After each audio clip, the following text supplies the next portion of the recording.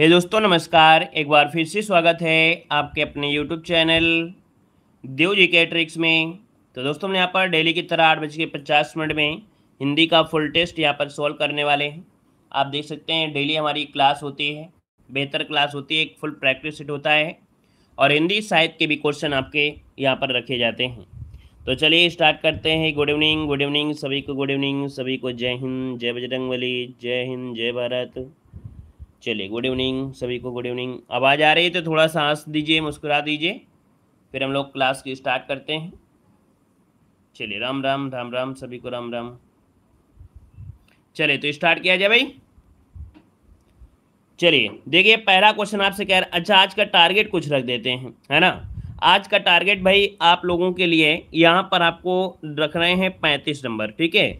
आपको 35 नंबर लेकर दिखाना है। टेस्ट पेपर ज़्यादा कठिन नहीं है, कोई माइनस मार्किंग नहीं है, तो 35 आपको जरूर लाना है, ठीक है। तो चलिए स्टार्ट करते हैं। देखिए पहला क्वेश्चन दिया गया है, आँख शब्द का तत्सम रूप इनमें से बताना है। चलिए बताइएगा आँख का तत्सम क्या होता है। यहाँ पर 1 का ऑप्शन देखिए, काफ़ी लोग जवाब दे रहे हैं। अच्छा प्रयास आपका है, राम राम राम राम। चलिए यहाँ पर देखिए दिया गया है 1 का ऑप्शन डी, जो कि बिल्कुल सही जवाब है। आँख का तत्सम होता है क्या, यहाँ पर अच ही होता है। क्या होता है, अच ही होता है। वैसे भी हमने बताया था खा का परिवर्तन किस में हो जाता है, छा में हो जाता है। मतलब ऑप्शन यहाँ पर जो डी नंबर आपका है वो आपका राइट हो जाएगा, ठीक है ना। आगे बढ़िए, क्वेश्चन दिया गया है, साखी शब्द का तत्सम रूप इनमें से क्या है। यहाँ पर जवाब देना है कि साखी शब्द का तत्सम इनमें से क्या होता है। तो साखी का देखिए खा का परिवर्तन क्या हो जाएगा, छा हो जाएगा, और जब छा हो जाएगा तो साखी का क्या हो जाएगा, साची हो जाएगा। मतलब ऑप्शन जिन लोगों ने दिया है यहाँ पर सी नंबर है, उनका जवाब बिल्कुल से सही है। आगे बढ़िए, क्वेश्चन दिया गया है, रिक्शा किस भाषा का शब्द है। जवाब देते रहिए सभी लोग, फटाफट जवाब देते रहिए भाई, सबके कमेंट बिल्कुल आना चाहिए। और देख सकते हैं यहाँ पर जो दिया गया है क्या, कि रिक्शा जो आपका है किस भाषा का शब्द है। तो रिक्शा है आपके जापानी भाषा का है। देखिए ऑप्शन यहाँ पर जो बनेगा, यहाँ पर सी नंबर इसका राइट हो जाएगा। रिक्शा जो आपका है ये कैसा है, जापानी भाषा से लिया गया है। आगे बढ़िए, क्वेश्चन दिया गया है, उत्थान शब्द में कौन सा शब्द उपसर्ग लगा हुआ है। उत्थान में उपसर्ग पूछा गया है, और उत्थान में उपसर्ग इनमें से क्या बनेगा। क्वेश्चन नंबर 4 दिया है, और 4 की अगर बात करें तो इसे जब तोड़ेंगे तो उत्धन थान निकलेगा। अर्थात इसमें से जो आधा ता है वही आधा ता यहाँ पर आपको दिख रहा है, ऑप्शन सी। आपका जवाब बिल्कुल सही है, ऑप्शन सी हो जाएगा। नेक्स्ट क्वेश्चन दिया गया है, निम्नलिखित शब्दों में से कौन सा शब्द उपसर्ग रहित है। उपसर्ग रहित है इसका मतलब ये पूछा गया है कि जिसमें उपसर्ग ना लगा हो। 5 नंबर में चलिए इसमें देखिए अप लगा है, इसमें कहीं ना कहीं आ लगा हुआ है, यहाँ पर अप लगा है, लेकिन इसमें से कोई उपसर्ग आपका नहीं लगा हुआ है। तो ऑप्शन क्या बनेगा, ऑप्शन डी आपने बिल्कुल सही लॉक किया है, आपका जवाब बी हो जाएगा। नेक्स्ट क्वेश्चन दिया गया है, निम्न शब्दों में से कौन सी संधि है। यहाँ पर दिया है कि निम्नलिखित शब्दों में से कौन सी संधि है, यहाँ पर जवाब देना है। गुड इवनिंग, हर हर महादेव। चलिए देखो दिया गया है महर्षि, तो यहाँ पर जब तोड़ेंगे तो बनेगा महाधन ऋषि, है ना, महाधन ऋषि। तो इसका मतलब है कि यहाँ पर क्वेश्चन नंबर जो 6 दिया गया है वो ऑप्शन यहाँ पर हो जाएगा ए नंबर है, राइट हो जाएगा। महर्षि यहाँ पर आपका स्वर संधि हो जाएगा। आगे बढ़िए, क्वेश्चन दिया गया है, स्वागतम में कौन सी संधि है। स्वागतम मतलब सुधन आगतम, स्वागतम। अब आप देख सकते हैं 7 नंबर में। चलिए जवाब दीजिए सभी लोग। यहाँ पर देख सकते हैं, यहाँ पर कह रहे हैं यण संधि बनेगी। 7 का ऑप्शन यहाँ पर बिल्कुल सही है दोस्तों। मैं बताया था वा के साथ या तो या के साथ जब आधा अच्छा लग जाता है तो आपकी यण संधि बनती ही बनती है। तो ऑप्शन देखिए आपका जो आप बी नंबर है वो आपका राइट आंसर हो जाएगा। और अगला क्वेश्चन दिया गया है, निम्न शब्दों में से शुद्ध संधि विच्छेद आपको चुनना है। यहाँ पर दिया गया है जगदीश, और जगदीश का जो संधि बनेगा इनमें से क्या बनेगा। क्वेश्चन नंबर 8 का जवाब देना है, और 8 का ऑप्शन देखिए सभी लोगों का जवाब आ रहा है बहुत ही बेहतर तरीके से। और आपका जो जवाब बनेगा जगत धन ईश बनेगा। क्या बनेगा, जगत धन ईश। और यहाँ पर याद रखिए दा का परिवर्तन ता में हो जाता है। अगर आपने संधि वाला वीडियो नहीं देखा है तो आप संधि वाला वीडियो देख लीजिएगा, है ना, देव जी के ट्रिक संधि। आप इतना सर्च करेंगे तो बेसिक वाला वीडियो आपको मिल जाएगा। मात्र 30 मिनट में कंप्लीट जो आपकी संधि है 30 मिनट में सब संधि कंप्लीट हो जाएगी ट्रिक से भी। तो यहाँ पर आपका जवाब क्या हो गया, ए नंबर। आगे बढ़िए, क्वेश्चन दिया गया है महोत्सव का संधि में से क्या होता है, महोत्सव। यहाँ पर इसे तोड़ेंगे तो बनेगा महाधन उत्सव, है ना, क्या बनेगा, महाधन उत्सव बनेगा। तो भैया महाधन उत्सव आपका कौन है, ऑप्शन सी आपका दिया गया है। अगर हम आपसे पूछे इसमें संधि कौन सी है तो आप क्या जवाब देंगे, बताइए जल्दी से, इसमें कौन सी संधि है। चलिए यहाँ पर जवाब दीजिए जल्दी से कि इसमें संधि है कौन सी संधि है, क्या बताएंगे। महाधन उत्सव तो सही है, बिल्कुल सही है, गुण संधि, क्योंकि यहाँ पर देखिए ओ की मात्रा लगी हुई है ना, ओ की मात्रा जो होती है गुण संधि में होती है, ओ की मात्रा आपको मिलेगी, है ना, आपको ए की मात्रा मिलेगी, और एक होता है अर वाला। ये 3 रूल आपके होते हैं गुण संधि में। यहाँ पर अगला दिया गया यशोदा में संधि कौन सी है, यशोदा में संधि कौन सी है, यशोदा क्वेश्चन नंबर 10 दिया गया है। क्वेश्चन नंबर 10 की अगर बात करते हैं दोस्तों तो यहाँ पर ऑप्शन क्या हो जाएगा, यहाँ पर देखिए ये है आपका विसर्ग संधि, क्या है, विसर्ग संधि। अब यहाँ पर विसर्ग संधि में होगा ऑप्शन बी, यशाह दंदा हो जाएगा। ये जो ओ की मात्रा लगी है, ये ओ की मात्रा आपकी विसर्ग में कन्वर्ट हो जाती है और इसके बाद प्लस लगाकर इसे जोड़ दिया जाता है। तो ऑप्शन यहाँ पर आपका बी नंबर ए राइट हो जाएगा, ठीक है ना। अब अगर आपके दिमाग में एक शब्द आ रहा हो कि नहीं ओ वाला जो आपका सिस्टम है ये ऊपर भी तो लगा हुआ है ना, इसमें आपका गुण संधि है, ओ की मात्रा इसमें गुण संधि है, और इसमें क्या है, इसमें आपका देखिए विसर्ग संधि हो गई। तो इसमें से देखो एक रूल आपको पढ़ा है कि गुण संधि में परिवर्तन क्या होता है, यहाँ पर बड़ा की मात्रा और यहाँ पर छोटा ओ की मात्रा है ना, लेकिन इसमें क्या है, छोटा आ है। तो याद रखिएगा यहाँ पर ऊ जो आपका दिया गया है और बड़ा आ वाला यही रूल इसमें आपका मैचिंग करता है, इसमें तो आपका मैच ही नहीं करेगा कि यहाँ पर बड़ा आ जाएगा, ठीक है ना। तो ये चीज़ें आपको ध्यान रखना पड़ेगा कि ओ को मात्रा लगाया है, विसर्ग लगाया, कैसे लगाए, रूल थोड़े पढ़ेंगे तो आपको समझ में आ जाएगा, है ना। देखो दिया गया निम्नलिखित शब्दों में से समास आपको बताना है। यहाँ पर कह रहे सप्ताह में समास क्या है, सप्ताह में समास पूछा गया है, सप्ताह में समास क्या है। यहाँ पर देखिए सप्ताह में होते हैं 7 दिन, क्या होता है भाई, सप्ताह में होते हैं 7 दिन, और जब 7 दिन दिया गया है तो एक समास आपको पढ़ाया गया होगा संख्यावाची, जिसमें से गिनती गिन सकते हो। तो ये आपका होगा द्विगु समास, क्या हो जाएगा, द्विगु समास आपका जो आंसर है यहाँ पर आपका राइट हो जाएगा। लाइक सर भी कर दीजिएगा भाई, जितने लोग यहाँ पर जुड़े हैं सब लोग एक बार लाइक कर दीजिए, जितने लोग यहाँ पर जुड़े हैं, काफ़ी लोग जुड़े हैं, लाइक सर भी बढ़ा दीजिए सभी लोग। चलिए यहाँ पर देखो दिया गया है रोग पीड़ित, रोग पीड़ित दिया गया है, हो जाएगा रोग से पीड़ित, क्या हो जाएगा, रोग से पीड़ित, और रोग से पीड़ित मतलब ऑप्शन क्या बनेगा, यहाँ पर आप दोस्तों आपको हो जाएगा डी नंबर ए तत्पुरुष समास, यहाँ पर आंसर है राइट हो जाएगा। आगे बढ़िए, क्वेश्चन दिया गया है कर्मधारय समास निम्नलिखित में से किस शब्द में है, कर्मधारय समास बताइएगा किस में है, चक्रपाणी में, चतुर्युगम में है, नीलोत्पल में है, या मातृभक्त में दिया गया है। क्वेश्चन नंबर 13 देना है और 13 का ऑप्शन यहाँ पर है राइट क्या बनेगा, सी नंबर, वेरी गुड, बिल्कुल सही है। यहाँ पर दोस्तों हो जाएगा नीलोत्पल, जो आपका आंसर है यहाँ पर सी नंबर है राइट हो जाएगा। और आगे बढ़िए, क्वेश्चन आपसे अगला पूछा गया है द्वंद्व समास निम्नलिखित में से किस समास में है, द्वंद्व समास जो है ये किस समास में है, द्वंद्व समास।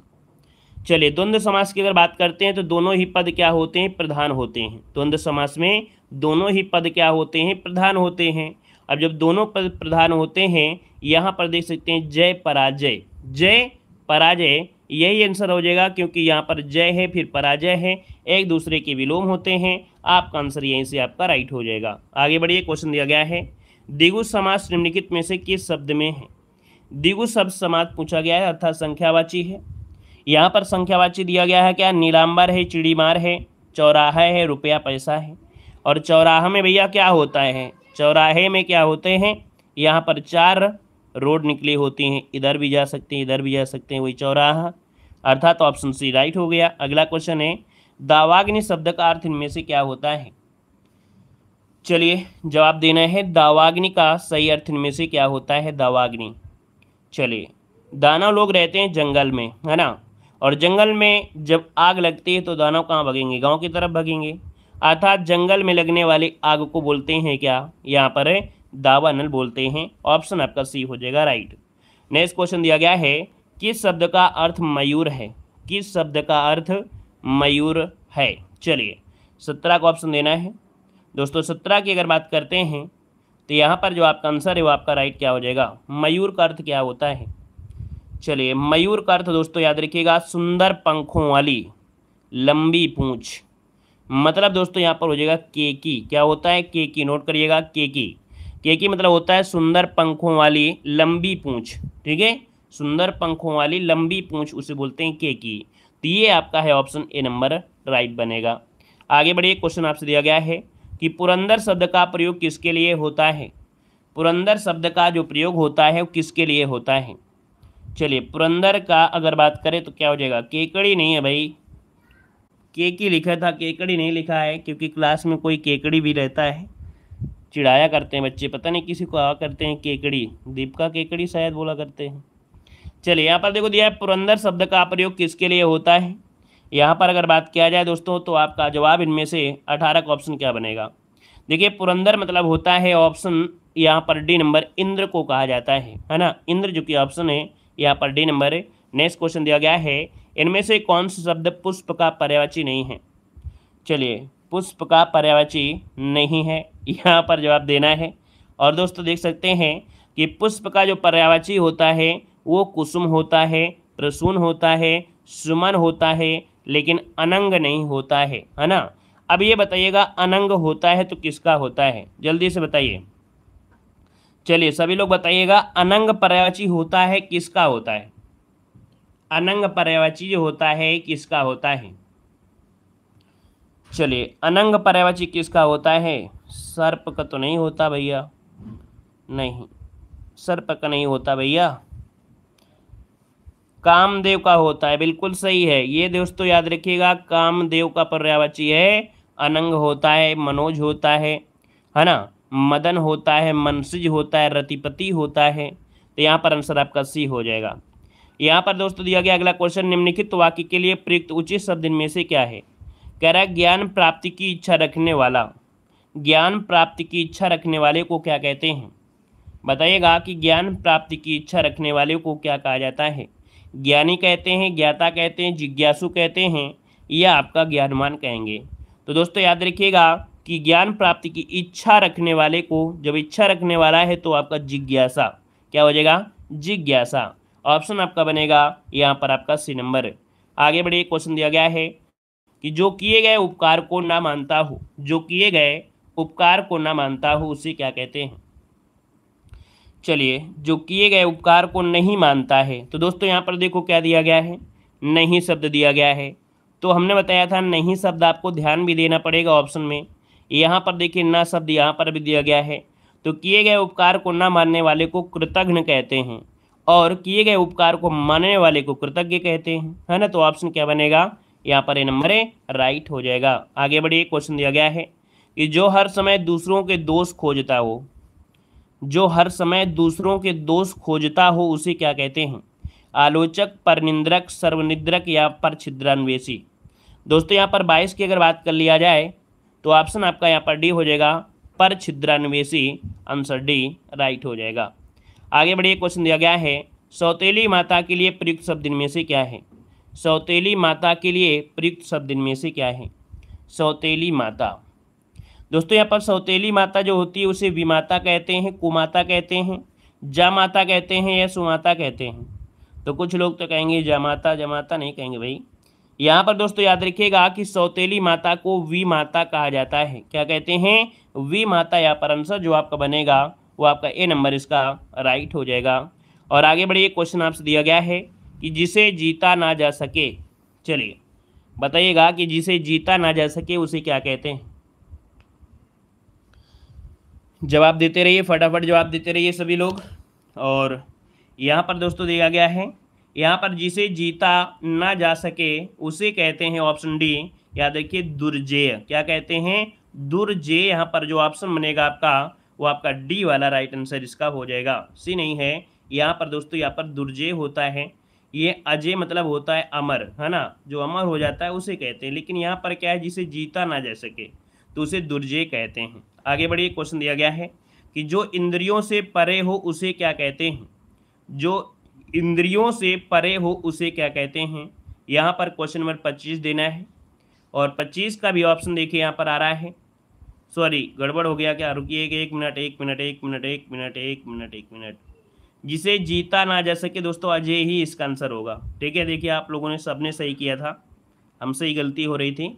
यहाँ पर जो आपने सही किया है सी वाला ऑप्शन, वही सही है आंसर। 24 में सी वाला ही सही है, माफ़ करिएगा, हमें से गलत हो गया था। ठीक है ना, चलिए यहाँ पर सी लगा लीजिएगा, सबने सी लगाया है। ठीक है, हमें से गलती हुई थी। चलिए क्वेश्चन नंबर आपसे दिया गया है क्या, 25 नंबर है। जो इंद्रियों से परे हो उसे क्या कहेंगे। चलिए, जो इंद्रियों से परे हो उसे क्या कहते हैं। तो दोस्तों यहाँ पर जो आपका आंसर हो जाएगा, क्या हो जाएगा, यहाँ पर आंसर देखिए, जो इंद्रियों से परे हो ये होता है अगोचर, इसे कहते हैं अगोचर। बिल्कुल सही जवाब इसका जाएगा, अगोचर हो जाएगा। ठीक है ना, यहाँ पर आगे बढ़िएगा। कह रहा आपसे कि रिक्त स्थान की पूर्ति करना है, ताजमहल का अद्भुत नमूना है। चलिए ताजमहल वाले जितने भी हैं कमेंट करें फटाफट, यहाँ पर जिनको ताजमहल बनवाना हो वो भी कमेंट करते रहें। चलिए, ताजमहल अद्भुत नमूना है, तो भैया किसका नमूना है। तो याद रखिएगा, ताजमहल जो आपका है वो स्थापत्य कला का नमूना है। ऑप्शन आपका डी नंबर इसका राइट हो जाएगा। नेक्स्ट क्वेश्चन की अगर बात करें, क्वेश्चन दिया गया है, ईश्वर की कृपा से मूक भी हो सकता है। ईश्वर की कृपा से मूक भी हो सकता है, मूक मतलब जो बोल नहीं पाता है। तो भैया ईश्वर की अगर कृपा हुई तो वो क्या करने लगेगा, वाचाल अर्थात तो बोलने लगेगा। तो ऑप्शन क्या होगा, यहाँ पर सी आपका जवाब बिल्कुल राइट हो जाएगा। आगे बढ़ लेते हैं, अगला क्वेश्चन दिया गया है, मंदिर में मिलता है।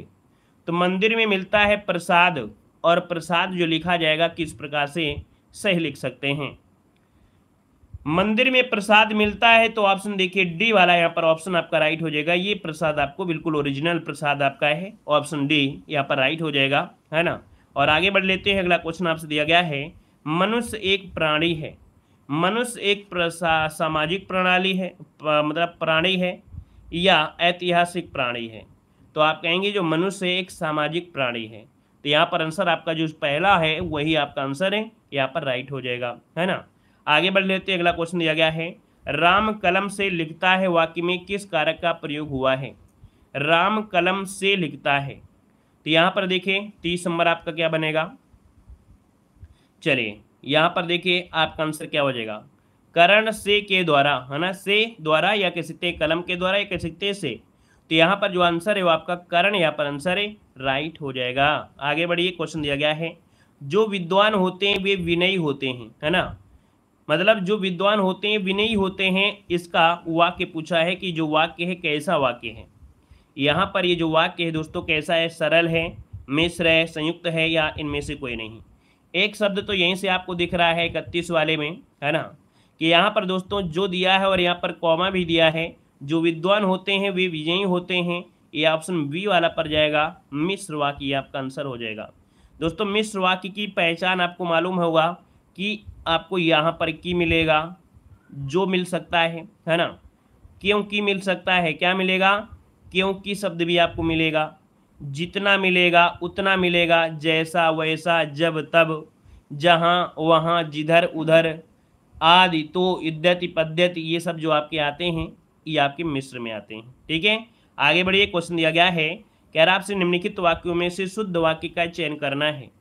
तो भैया कह रहा है विजय लिखती लिखती सो गया, ऐसा तो बन नहीं रहा है कि विजय लिखती लिखती सो गया, ये नहीं बनेगा। दूसरा देखते हैं, यहाँ पर कह रहा है विजय लिखते लिखते सो गया, कहीं है, यहाँ पर ऑप्शन डी पर अगर देखेंगे आप लोग कि विजय लिखते लिखते सो गया, तो यही आपका जवाब बिल्कुल से राइट हो जाएगा, मतलब ऑप्शन डी हो जाएगा। यहाँ पर पुल्लिंग के अनुसार ये आपको क्रिया भी देखना है। यहाँ पर दिया है निम्न वाक्यों में से शुद्ध वाक्य का चयन करना है, क्वेश्चन नंबर 33 दिया गया है। और 33 की अगर बात करते हैं तो बस नदी पर गिर पड़ी, बस नदी पर गिर पड़ी। अच्छा, बस नदी पर, देखो नदी में होता है ना, नदी में होता है, तो यहाँ पर आंसर आपका डी हो जाएगा, बस नदी में गिर पड़ी। ऑप्शन आपका यहाँ पर दोस्तों याद रखिएगा डी नंबर है, राइट हो जाएगा। ठीक है, अब कुछ लोग बी लगा रहे हैं, तो बी कैसे होगा, में और पर दोनों सब एक साथ थोड़ो लगेंगे, है ना। यहाँ पर आगे बढ़िए, क्वेश्चन दिया गया है, कह रहा आपसे यहाँ पर मुखमयंक सम मंजु मनोहर में अलंकार कौन सा है। मुखमयंक सम मंजु मनोहर में अलंकार पूछा गया है। दोस्तों 34 नंबर की अगर बात करें तो यहाँ पर आंसर आपका क्या हो जाएगा, मुख हो, देखो एक सबसे पहली बात यहाँ पर देखो क्या दिया गया है, सम दिया गया है, और सम से ही आपको यहाँ पर देखिए उपमा अलंकार आपका हो जाएगा, कोई सोचने का दिक्कत थोड़ो है। यहाँ पर जो आपका उपमा अलंकार है वो आपका आंसर है, राइट हो जाएगा। नेक्स्ट क्वेश्चन दिया गया है, कह रहा आपसे जहाँ कोई शब्द एक बार प्रयुक्त हो किंतु प्रसंग भेद से उसके एक से अधिक अर्थ हों, वहाँ पर अलंकार क्या होता है। जहाँ कोई शब्द एक बार देखो प्रयुक्त हो रहा है किंतु प्रसंग भेद उसके क्या है, एक से अधिक अर्थ हो रहे हैं, तो ऐसी स्थिति में क्या होता है, यहाँ पर श्लेष अलंकार होता है। शब्द एक अर्थ नेक, है ना, तो आपका जवाब हो गया यहाँ पर ए नंबर। नेक्स्ट क्वेश्चन दिया गया है कि अंबर पनघट में डुबो रही तारा घट उषा नागरी में कौन सा अलंकार है। चलिए, अंबर पनघट में डुबो रही तारा घट उषा नागरी में कौन सा अलंकार है। दोस्तों 36 की अगर बात करें तो यहाँ पर देखो ये हो जाएगा आपका उषा नागरी दिया गया है। उषा नगरी में दोस्तों उपमेय और उपमान एक साथ दिए गए हैं, और जब उपमेय और उपमान एक साथ होता है दोस्तों वहाँ पर रूपक अलंकार इसमें से राइट हो जाएगा। 36 को ऑप्शन बनेगा यहाँ पर आपका कौन सा, ए नंबर हो जाएगा। आगे बढ़िए, क्वेश्चन दिया गया है, कह रहा आपसे या अनुरागी चित्त की गति समझे नहीं कोय, ज्यों ज्यों बूढ़े श्याम रंग त्यों त्यों उज्जवल होए। यहाँ पर अलंकार आपसे पूछा गया है। दोस्तों यहाँ पर देखो एक शब्द दिया गया है, ज्यों ज्यों बूढ़ा हो रहा है ना, ज्यों ज्यों बूढ़े हो रहे हैं वैसे वैसे श्याम रंग हो रहा है, और त्यों त्यों क्या हो रहा है, उज्जवल हो रहा है। भैया यहाँ पर श्याम दिया और यहाँ पर क्या दिया गया, उज्जवल दे रहा है, मतलब एक दूसरे के क्या हो रहे हैं, यहाँ पर विरोध कर रहे हैं, तो एक दूसरे के विरोध हो रहे हैं, अर्थात यहाँ पर क्या हो जाएगा, विरोधाभास आपका आंसर है, राइट हो जाएगा। आगे बढ़िए, क्वेश्चन दिया गया है, कनक कनकते सौगुनी मादकता दिखाए वही खाए बौरात नर ये पाए बौराए, है ना। ज़्यादा सोना मिल जाए, ज़्यादा खाना मिल जाए, कुछ भी मिल जाए, मतलब ज़्यादा चीज़ जो होती है बेकार ही होती है ना, उस व्यक्ति को या तो पागल बना देगी या तो कुछ भी कर सकते हैं। ऐसे पाप भी होते हैं, जैसे ज़्यादा पाप होंगे उसका परिणाम भी वैसे ही होगा।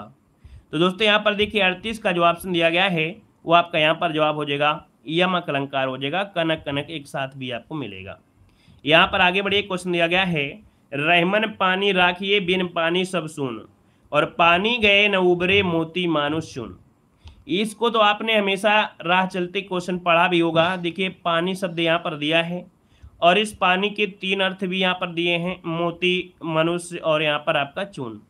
तो भैया आप देख सकते हैं कि मोती, है ना, यहाँ पर मनुष्य और चून तीनों के अर्थ यहाँ पर आपके निकलेंगे, तो यहाँ पर आपका श्लेष अलंकार आपका राइट हो जाएगा, है ना।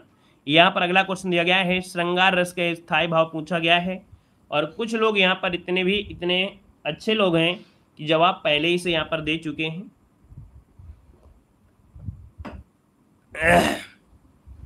यहाँ पर देख सकते हैं कि श्रृंगार रस का जो स्थायी भाव होता है वो होता है दोस्तों रति होता है, रति मतलब प्रेम, है ना, तो ऑप्शन आपका डी हो जाएगा राइट। नेक्स्ट क्वेश्चन दिया गया है, विभत्स रस का स्थायी भाव इनमें से कौन सा है। विभत्स रस का स्थायी भाव पूछा गया है, और दोस्तों 41 का ऑप्शन इनमें से क्या हो जाएगा, जुगुप्सा आपका आंसर, आपका ये नंबर है, राइट हो जाएगा, जुगुप्सा हो जाएगा। नेक्स्ट क्वेश्चन दिया गया है कि भरत मुनि ने कितने रसों की चर्चा अपने नाट्य शास्त्र में किया है। भरत मुनि ने कितने रसों की चर्चा अपने नाट्य शास्त्र में की थी। यहाँ पर दोस्तों 42 नंबर की अगर बात करें तो दोस्तों याद रखिएगा 8 यहाँ पर किया है। अब यहाँ पर होते रस जो आपके 9 हैं, लेकिन एक रस जो है उन्होंने नहीं माना है। वो कहते हैं नाटक में शांत रहना बेकार है, शांत रस का होना बेकार है, इसलिए वो शांत रस को नहीं रखते हैं, इसलिए सिर्फ 8 मानते हैं। यहाँ पर दिया गया है शोभित कर नवनीत लिए में कौन सा रस है। शोभित कर नवनीत लिए, है ना, यहाँ पर 43 नंबर। और ये दोस्तों आपका अधूरा आपका दिया गया है, ये जो सेंटेंस है अधूरा दिया गया है। शोभित कर नवनीत लिए गुटरवन, है ना, मुंह में लपेटे, वही वाला आपका है, ये वासल रस का है, ऑप्शन बी राइट हो जाएगा। अगला क्वेश्चन दिया गया है कि श्री गुरु चरण सरोज रज निज मन मुकुर सुधार बरनहु रघुबर विमल जसु जो दायक फलचारी। हनुमान चालीसा उठाकर देखिएगा, यहाँ पर आपको स्टार्टिंग में मिल जाएगा दोस्तों, है ना। और ये होता क्या है, आप देख सकते हैं कि ये दोहा होता है, और दोहे में दोस्तों यहाँ पर देख सकते हैं क्या होता है कि यहाँ पर पहले और तीसरे में 13 मात्राएं, दूसरे और चौथे में 11 मात्राएं होती हैं, तो ऑप्शन बनेगा आपका ए नंबर हो जाएगा। अगला दिया गया है किस संधि में 6 चरण होते हैं। दोस्तों 6 से छप्पे बनता है और एक होता है कुंडलियां, यही आपको मिलेंगी जिसमें से आपके 6 चरण होते हैं। तो यहाँ पर जो आपका आंसर है दोस्तों वो आपका हो जाएगा कौन सा, ए नंबर ए राइट हो जाएगा। अगला क्वेश्चन दिया गया है, कह रहा रोला के प्रत्येक चरण में कितनी मात्राएं होती हैं। चलिए चौपाई में कहाँ होता है, कहाँ पढ़ लिए भैया है, चौपाई में कहाँ होती हैं 6, कहाँ पढ़ लियो 6, मतलब फालतू में कमेंट करते रहते हो है, डांट नहीं मिलती तो अपने मन का करोगे क्या। कहाँ पढ़ लिया है चौपाई में, किसने पढ़ा दिया तुम्हें, ये ज़्यादा स्मार्ट हो गए हो। चलिए देखो यहाँ पर दिया गया है कि रोला के प्रत्येक चरण में कितनी मात्राएं होती हैं। यहाँ पर याद रखिएगा 46 नंबर में, तो 46 को ऑप्शन यहाँ पर सी, ये आपका हो जाएगा 24, ठीक है ना। अब दोस्तों यहाँ पर देखिए रोला आपसे पूछा गया है, रोला आपसे पूछा गया है, लेकिन रोला में जो 11वीं और 12वीं परियत होती है वो चीज़ अलग हो गई, ठीक है ना। अब यहाँ पर आपसे जैसे 24 है तो भैया जो आपका होता है क्या, यहाँ पर चौपाई, तो चौपाई में क्या होते हैं, 4 चरण होते हैं, 16 मात्राएं होती है ना, उसमें से 24 कहाँ से आप आ रहे हैं। चलिए यहाँ पर देखिए अगला क्वेश्चन दिया गया है, कह रहा है आपसे यहाँ पर 9 2 11 होना इस मुहावरे का अर्थ इनमें से क्या है। हाँ डांटते हम बहुत हैं, और डांटेंगे नहीं तो बताइए आप लोगों को लगेगा कैसे, फिर जब डांटेंगे तभी तो आपको अच्छा लगेगा ना। देखो 9 2 11 होना इस मुहावरे का अर्थ इनमें से क्या है, 47 नंबर में। तो देखिए 47 नंबर की अगर बात करें ना, धोखे में पड़ना, निशाने पर, ये सब नहीं है, सब यहाँ पर रफू चक्कर होना, ऑप्शन जो आपका है वो आपका डी नंबर है राइट हो जाएगा, ठीक है। हम डांटे ना तो समझो कि हमारे द्वारा प्यार आप लोगों के लिए आ रहा है, ठीक है ना। जब जब हम डांटे तो समझो ना फूल बरसा रहे हैं आप लोगों के लिए, आपको डांट नहीं रहे हैं, आप लोग गलत अर्थ निकाल लेते हैं, ठीक है, आप लोगों के लिए फूल बरसाते हैं। चलिए यहाँ पर दिया गया है छठी का दूध याद आना इस मुहावरे का अर्थ इनमें से क्या है। चलिए यहाँ पर देखो दिया गया है छठी का दूध याद आना, इसका मतलब क्या होता है 48 नंबर में। यहाँ पर दिया है शुद्ध भूल जाना, बहुत कष्ट होना, बचपन याद आना, बच्चों जैसा व्यवहार करना, नहीं। यहाँ पर 48 को ऑप्शन हो जाए आपका दोस्तों बहुत कष्ट होना, ठीक है, ऑप्शन बनेगा यहाँ पर बी नंबर राइट हो जाएगा, ठीक है। आगे बढ़िए क्वेश्चन दिया गया है कि कहाँ राजा भोज कहाँ गंगुतेली इस लोकोक्ति का सही अर्थ इनमें से क्या है। यहाँ पर दिया है कहाँ राजा भोज कहाँ गंगुतेली इस लोकोक्ति का अर्थ क्या है 49 नंबर में। तो दोस्तों यहाँ पर दिया है आकाश पताल का अंतर होना, ऊट पटांग बात करना, राजा और सामान्य राजा भोज कहाँ गंगुतेली। यहाँ पर देखिए आपका हो जाएगा आकाश पताल का अंतर होना, ठीक है, ऑप्शन आपका ए नंबर है राइट हो जाएगा। यहाँ पर अगला क्वेश्चन दिया गया है कि सरस्वती पत्रिका के संपादक कौन थे। यहाँ पर जवाब देना है सरस्वती पत्रिका के संपादक पूछा गया है, और यहाँ पर ऑप्शन जो 50 नंबर है वो ऑप्शन क्या हो जाएगा, तो आप कहेंगे सर यहाँ पर ऑप्शन आपका बी हो जाएगा महावीर प्रसाद द्विवेदी, आंसर आपका राइट हो जाएगा, ठीक है ना। आगे बढ़िए क्वेश्चन आपसे दिया गया है कि किस काल को स्वर्ण काल भी कहा जाता है। चलिए साथियों यहाँ पर जवाब देना है, आपसे कह रहा है कि किस काल को स्वर्ण काल भी कहा जाता है, किस काल को स्वर्ण काल कहते हैं, किस काल को स्वर्ण काल कहा जाता है। 78 की अगर बात करें दोस्तों तो ये होता है क्या, यहाँ पर आपका भक्ति काल होता है दोस्तों, ऑप्शन यहाँ पर आपका बी नंबर इसका राइट हो जाएगा। और अगर हम लोग प्राचीन भारत में पहुंचे तो प्राचीन भारत में गुप्त काल को स्वर्ण काल भी कहते हैं, याद रखिएगा, ठीक है ना। यहाँ पर जो पूछा है उसके अनुसार देना है। अगला क्वेश्चन दिया गया है, यहाँ पर दिया है निम्नलिखित में से अष्टछाप का कवि कौन नहीं है। चलिए बताइएगा। अब दोस्तों मैं बताया कुछ आए या ना आए, लेकिन आपको हिंदी साहित्य पढ़ रहे हैं तो अष्टछाप के कवि आपको जरूर याद होना चाहिए। सूरदास, कुंभनदास, परमानंदास, कृष्णदास, नंददास, छीत स्वामी, गोविंद स्वामी, चतुर्भुज स्वामी, है ना, ये आपके हैं। तो आप देख सकते हैं यहाँ पर नाम किसका हमने नहीं लिया है, तो आपके मलूक दास को नहीं लिया है। अच्छा याद करने के एक तरीका बहुत आसान है, क्या, यहाँ पर भगवान कृष्ण को आप लोग जानते होंगे, है ना। भगवान कृष्ण की पूजा कौन करते थे, आपके सूरदास करते थे, है ना, सूरदास करते थे। अब दोस्तों यहाँ पर देखिए सूरदास तो आपके हैं भी, है ना, और कृष्णदास भी हो गए, कृष्णदास भी हो गए, और कृष्ण भगवान को नंद भी कहते थे, नंददास भी हो गए, है ना, नंददास भी हो गए।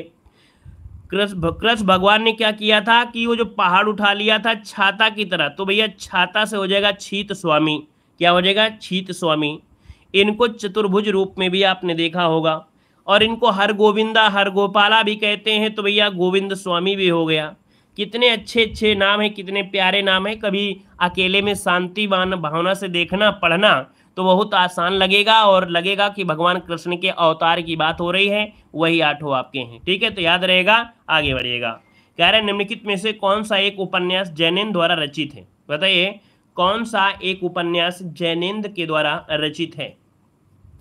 यहाँ पर दोस्तों 80 नंबर की अगर बात करें तो ऑप्शन में से क्या हो जाएगा? तो दोस्तों ये है आपका परख, ये आपका उपन्यास है जो कि जैनेन्द्र के द्वारा आपका है ना। वैसे इनके और भी उपन्यास हैं, जैसे सुनीता, त्यागपत्र, कल्याणी, सुखदा, व्यतीत, काफ़ी हैं। यहाँ पर अगला क्वेश्चन दिया गया है, हिंदी गद्य का जन्मदाता किसको माना जाता है? हिंदी गद्य का जन्मदाता किसको माना जाता है?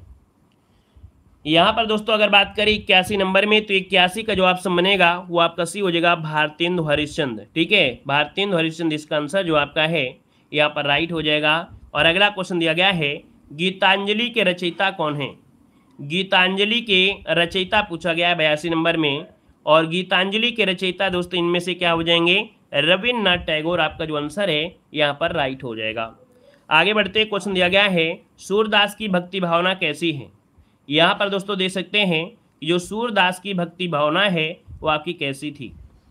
तो दोस्तों याद रखिए, सूरदास की जो भक्ति भावना थी वो हमेशा सखा भाव की थी, या यहाँ पर दास्य भाव की। यहाँ पर देखो सूरदास पूछा गया है, ठीक है, क्या सूरदास पूछा गया है।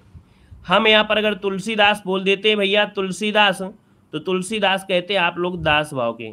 तो दोनों में क्या होता है, थोड़ा ध्यान देना पड़ता है। तुलसीदास यहाँ पर दास होते हैं और सूरदास यहाँ पर सखा हो जाते हैं। ठीक है ना। अगला क्वेश्चन दिया गया है कि आधा गांव उपन्यास के लेखक कौन है? आधा गांव उपन्यास के लेखक कौन है? चलिए तो देखिए, आधा गांव उपन्यास के लेखक इनमें से कौन है? 84 नंबर में ऑप्शन बी, राही मासूम रजा। आधा गांव राही मासूम रजा, यहाँ पर आंसर आपका बी बनेगा। और अगला क्वेश्चन दिया गया है कि मानस का हंस किसके जीवन पर आधारित उपन्यास है? मानस का हंस किसके जीवन पर आधारित उपन्यास है? 2K स्पीड पर चलो सर। हमारे आवाज़ से तुम्हें लग नहीं रहा कि हमारी थोड़ी तबीयत डाउन है? क्यों है?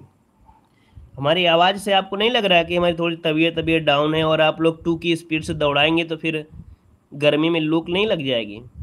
यहाँ पर देखिए, मानस का हंस किसके जीवन पर आधारित है? यहाँ पर दोस्तों 85 का ऑप्शन देखिए सी हो जाएगा। यहाँ पर तुलसीदास आपका आंसर है, राइट हो जाएगा। आगे बढ़े क्वेश्चन। कह रहे डांटो सर जी इसको। अरे हमेशा नहीं डांटते भाई। यहाँ पर देखो दिया गया है, माटी हो गई सोना गद्य की विधा कैसी है? कह रहा आपसे, माटी हो गई सोना गद्य की विधा इनमें से कौन सी है? 86 का ऑप्शन क्या हो जाएगा? तो देखिए 86 का ऑप्शन हो जाएगा, ये संस्मरण है। क्या है इनका? संस्मरण है। ऑप्शन बनेगा आपका ए नंबर है। और अगला क्वेश्चन यहाँ पर देखो दिया गया है, कह रहे निम्नलिखित में से कौन सा लेखक समालोचक नहीं है? कौन सा लेखक, निम्नलिखित में से कौन सा लेखक समालोचक नहीं है 87 नंबर में? तो ऑप्शन देखिए, यहाँ पर जो ऑप्शन है आपका सरदार पूर्ण सिंह जी आपके नहीं है। नेक्स्ट क्वेश्चन आपसे दिया गया है, घरानंद को किस युग का कवि माना जाता है? घरानंद को किस युग का कवि मानते हैं? क्वेश्चन नंबर 88 जवाब देना है, और इसका जवाब इनमें से क्या होगा कमेंट बॉक्स में कमेंट करना है। ठीक है, गला खराब है, बस आवाज़ निकाल रहे हैं, पढ़ा रहे हैं, नहीं तो रिकॉर्डेड क्लास देते तो आप कहोगे सर जी आप तो भूल ही जाते हो, ईद के चांद हो जाते हो। तो इतना ज़्यादा गला खराब है कि क्या बताएं। ठीक है, कल और समस्या थी, परसों और समस्या थी, आज थोड़ा सुधार आया है। तो भैया पढ़ा रहे हैं, नहीं तो फिर चाहे आवाज़ हमारी बच्चों जैसी हो चाहे फिर बुढ़ों जैसी हो, क्या करेंगे, मजबूरियां हैं। ठीक है, तो चलिए फिर अगली क्लास में आइए। आज जीके की भी क्लास रखी गई है, तो आप लोग अगली क्लास में जीके की आइएगा। ठीक है, अच्छा देख लेते हैं कोई गैप तो नहीं है। राहुल कहाँ गए भाई? राहुल बच्चा आज नहीं दिख रहे हैं, कहाँ गायब हो गए? राहुल कहाँ गया भाई? राहुल ने नाम हम तो नहीं बदल लिया अपना?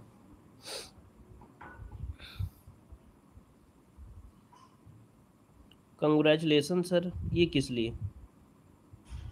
अच्छा गोलू, आप उनकी जगह आ गए हैं क्या भाई? आप तो अलग हैं। हाँ सर, वो गायब रहता है। गायब रहती है? हाँ सर, मैं गायब रहती हूँ। अच्छा, किट्टू सिया अग्रवाल।